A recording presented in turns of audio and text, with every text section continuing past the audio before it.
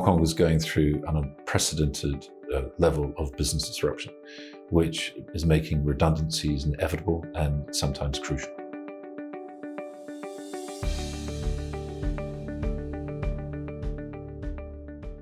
The coronavirus crisis, or COVID-19, is going to create a business environment which will unfortunately mean that companies will have to make people redundant. This is an issue of cash flow versus the ability to pay for a workforce.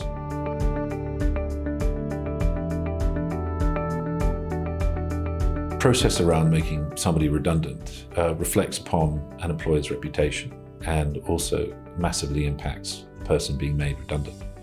In view of this, I think one of the best ways is to properly understand what your legal position is and what your contractual position is before you make someone redundant. Once you've done that, you need to understand perhaps the emotional impact that it's going to have on that person.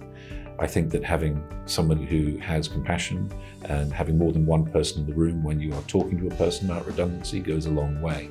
But ultimately, the first stop is to understand what your legal rights are. A post-termination restriction is a restriction over the employee to protect an employer. During the course of an employee's employment with an employer, they will be given access to clients and to information which may benefit a competitor.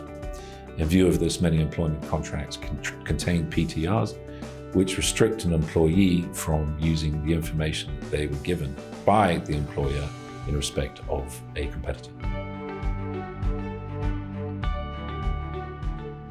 Redundancy is considered unlawful where you are making someone redundant, whether on their maternity leave, they're on their sick leave, you're doing it for reasons which are discriminatory, and in those circumstances it would be deemed to be unlawful.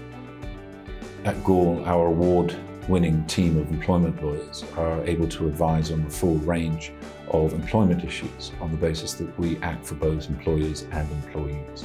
If you have any further questions, please do not hesitate to get in touch.